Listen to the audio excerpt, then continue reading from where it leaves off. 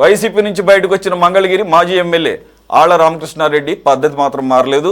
రాజధాని అమరావతిపై కక్షతో చంద్రబాబుపై కేసులు పెట్టడం మాత్రం మానడం లేదు.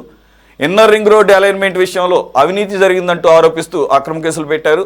అంతేకాకుండా ఈ కేసును సిబిఐకి అప్పగించాలని ఒకటి, ఎమ్మెల్యేల ప్రత్యేక కోర్టుకు మార్చాలంటూ మరొకటి, అలాగే అసలు చంద్రబాబు బెయిల్ రద్దు చేయాలంటూ ఇంకొకటి, ఇలా 3 పిటిషన్లు దాఖలు చేశారు. పిటిషన్లపై విచారణ జరిపిన హైకోర్టు అసలు అర్హతే లేదంటూ డిస్మిస్ చేసింది. దీంతో ఇన్నర్ రింగ్ రోడ్డు కేసులో వాళ్లకు హైకోర్టు షాక్ ఇచ్చినట్లుగా.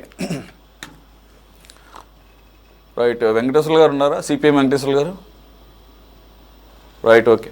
In the mean while Madhusudan Reddy గారు, ఆళ్ల రామకృష్ణారెడ్డి గారు నాకు గుర్తున్నంత వరకు మీ పార్టీకి నుంచి బయటకు వెళ్ళిపోయాడు కదండి? ఏమైనా కొత్తగా జాయిన్ అయ్యాడు, మళ్ళీ రీజాయిన్ ఏమైనా అయ్యాడా? సరే, అఫ్ కోర్స్ ఎవరైనా కేసులు వేసుకోవచ్చు, అది వేరే విషయం. అంటే మంచి మళ్ళీ యాక్టివ్ అయ్యాడు కదా సార్? సార్, ఆళ్ల రామకృష్ణారెడ్డి గారు ఏ పార్టీలో ఉన్నా ఆయన ఒక భారతదేశంలో ఒక మనిషి, ఆంధ్ర రాష్ట్రంలో మాత్రం ఉంది సార్. కామన్ సెన్స్ నాకు కూడా ఉంది. నేనేమంటున్నానంటే ఎవరు అన్అఫీషియల్ గా మళ్ళీ జాయిన్ అయ్యాడా? అలా సడన్ ఇవన్నీ ఫ్రెష్ పిటిషన్లు కదా, ఇవి ఫ్రెష్ గా వేసిన పిటిషన్లు కదా, కొత్త పిటిషన్లు కదా, ఏమన్నా యాక్టివేట్ అయ్యి జాయిన్ అయ్యాడా అని అడుగుతున్నాం సార్. ఆయన వైఎస్ఆర్సీపీకి ఎటువంటి సంబంధం లేదు. ఆయనకి చంద్రబాబు నాయుడు గారు ఏమి వెనకాల వీపుకోవాల్సిన అవసరం లేదు. ఆళ్ల రామకృష్ణారెడ్డి గారు నీతి నిజాయితీగా ఇన్నర్ రింగ్ రోడ్ లో చేసినటువంటి అక్రమాల అన్యాయాల మీద కోర్టుకు వెళ్ళాడు. అది వైసీపీలో వెళ్ళాడా లేకుంటే వైసీపీలో లేకుండా వెళ్ళాడా అనేటువంటిది ఒక స్టాండ్. మీరు వైసీపీలో ఉంటే ఒక స్టాండ్, వైసీపీలో లేకుంటే ఒక స్టాండ్ తీసుకునేటువంటి పరిస్థితి చంద్రబాబు నాయుడు గారికి ఉంది. ఈ రోజు ఆళ్ల రామకృష్ణారెడ్డి చేసినటువంటి ఏదైతే అభియోగాలు ఉన్నాయో ఆ అభియోగాల పైన కోర్టు తీర్పు లేదు. ఖచ్చితంగా అభియోగాలు చేశాడు చంద్రబాబు అనేటువంటి విషయం ఇంకా ఉంది.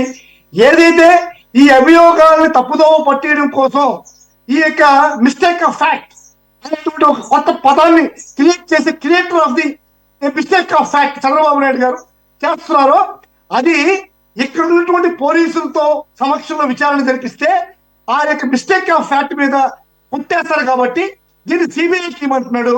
అదేవిధంగా చంద్రబాబు నాయుడు గారు బయట ఉంటే ముఖ్యమంత్రిగా ఈ యొక్క కేసుల్ని తప్పుదోవ పట్టిస్తాడని చెప్పి బెయిల్ రద్దు చేయమంటున్నాడు.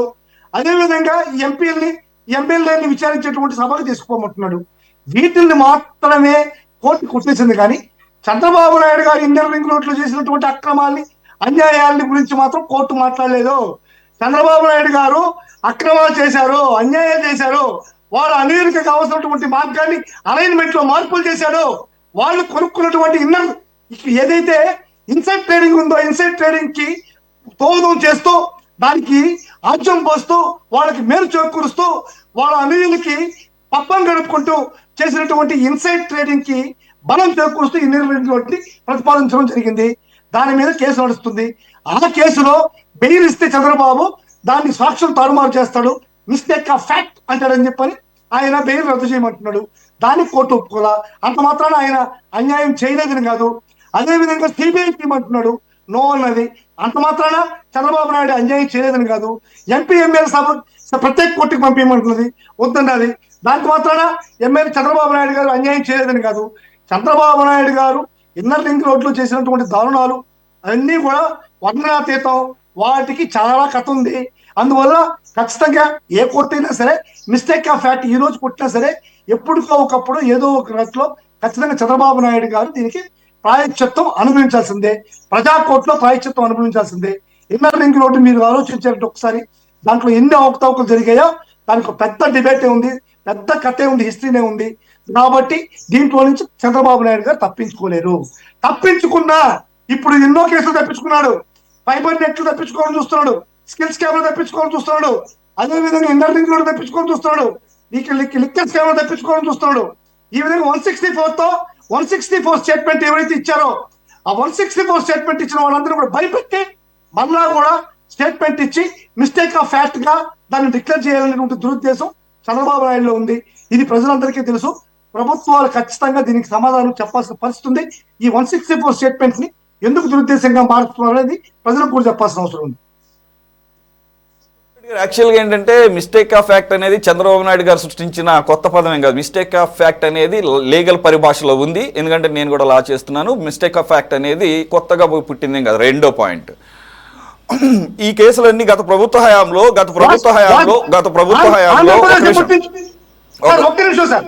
ఒక్క నిమిషం సార్ భారతదేశం ఎప్పటి నుంచో ఉంది సార్, కానీ వాస్కోడి గామా కనిపెట్టాడు. భారతదేశం కనిపెట్టినటువంటి వాస్కోడి గామా, అంతకుముందు భారతదేశం లేదా? ఉంది. వాస్కోడి గామా కనిపెట్టాడంటే సరే, ఆ పదాన్ని ముందుకు తీసుకొచ్చిన మహానుభావుడు చంద్రబాబు నాయుడు గారు. మీకు అలా అర్థమైతే నేను చేయగలిగింది. నేను అనేది మిస్టేక్ ఆఫ్ ఫ్యాక్ట్ అనేది కొత్తగా చంద్రబాబు నాయుడు కనిపెట్టిన పదం అని మీరు అంటున్నారు అవును కాబట్టి సార్, అది కాదండి. భారతదేశాన్ని కూడా వాస్కోడి గామా రెండోది కనిపెట్టాడు. వినండి, వాస్కోడి గామా కనిపెట్టాడంటే రెండోది అదే దర్యాప్తు విధంగానే mistake of fact దర్యాప్తు అనేది సంస్థలు మహానుభావుడు ఒక్క నిమిషం చంద్రబాబు ఆగండి నాయుడు సార్, గారు. ఒక్క నిమిషం కంటిన్యూస్. దర్యాప్తు సంస్థలు మిస్టేక్ ఆఫ్ ఫ్యాక్ట్ కింద వాటికే చెప్తున్నాయి అంటే దాని అర్థం మరి గత ప్రభుత్వ హయాం మీ హయాంలోనే కదా ఈ మొత్తం కేసులను పెట్టింది. కక్ష సాధింపులో భాగంగా దర్యాప్తు సంస్థలను ప్రభావితం చేసి పెట్టించారనే అనుమానాలు కలుగుతున్నాయి దీన్ని బట్టి. కాబట్టి అది కూడా మనం మరి దానికి కూడా మీరు సమాధానం చెప్పుకోవాలి.